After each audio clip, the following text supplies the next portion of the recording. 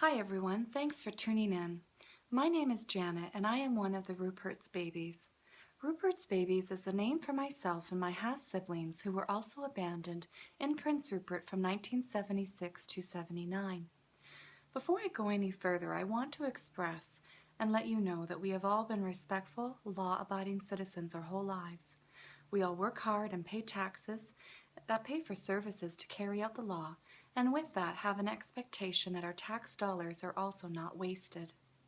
I am expressing our views in this video as we are frustrated and want you to have a better sense of what is actually happening behind the scenes.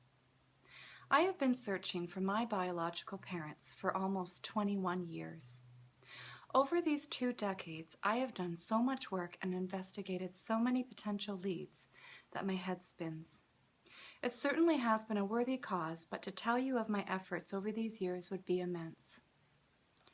Many years ago, I requested my RCMP file that dates back to 1977. To give you reference, my parents who adopted me were told that there was an extensive 4-month search by the RCMP for my biological mother at the time of my abandonment. Turns out the same canned message was also given to my half-siblings. The RCMP told me that my file was missing, so a file that contained a 4-month search was either gone, lost, or misfiled. They have no idea where it went. I've actually never been given a real reason. I was told it was the 70s, you know. Fast forward to today, my half-brother requested his RCMP file.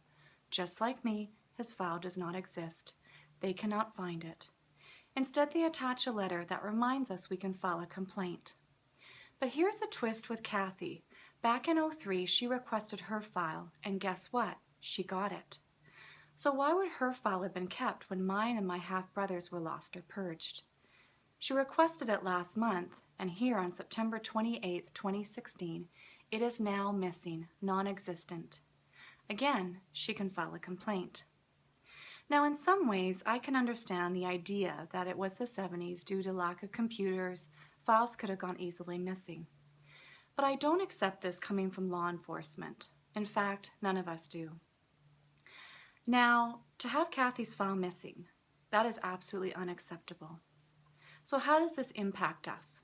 Well, firstly, without wanting to take such an emotional stance, it is simply insulting.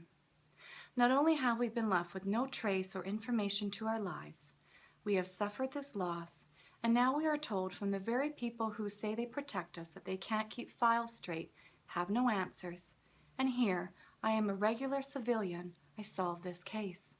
I cracked this code that they didn't even know existed. I've done it with my time, my money, upwards of $20,000. When it comes to searching, no files, no information hurts us greatly.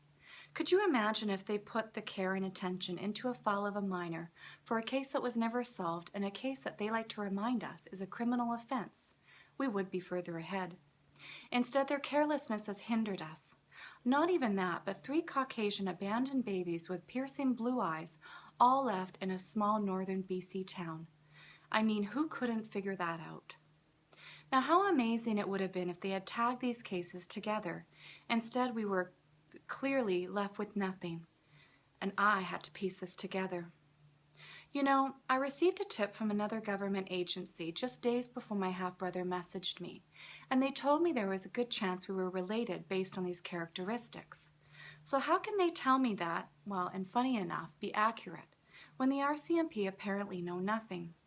Now, unfortunately, that information came too late, and between 37 and 40 years later, we are reunited. Now, could you imagine if we had this information sooner? On the most important note, the RCMP released a public statement that was crafted by their media representative, Don Roberts, and that they are now investigating. That would require them to open a new file. Since they have no files from the past and no leads, they have nothing to investigate. And I've read the new file. It was 47 pages. Mainly it was made up of our media articles that we did, few internal memos, and it had mistakes all throughout. Their basic facts are actually wrong. Not only that, but the timing was very interesting. Their new file was opened on the date that they gave this statement. Again, this statement was one that was crafted by Strategic Communications, which noted they were to engage for reactive media lines because our article was coming out in the province newspaper. So, if they were actually investigating, wouldn't that file be opened up far in advance of such statement?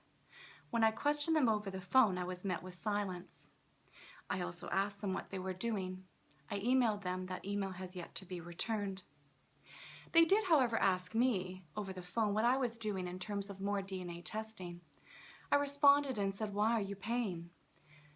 This person at the RCMP frankly just said, "Well, probably not." So I'll let you be the judge. All I can tell you is that I have been investigating and searching privately for 20 years. This is all my eyes, all my doing. I tell you all of this to truly show you that there is no threat here. They are not sincere in their search. They have no files, they have no leads, they have no touch points on this search or DNA data whatsoever. Now I know, and my new half-siblings know, as well as our family and friends, that this is a private family matter, and we have had all the success to date because of my actions, time, and money. However, we remain worried that you do not know this, and that this public statement has dampened our chances. In addition, we have become very public and open. Now, we talk about this often amongst ourselves. It is usually met with silence. It is probably the worst double-edged sword of our lives. As you can see, we have had no other choice. So we need your help. We need you to share, like, follow, and hope that one day someone important will see this and say, "Okay, I trust you. I will be brave. I will step up and show you what I know." And when that happens, we promise you, names will never be released. Thank you for listening today.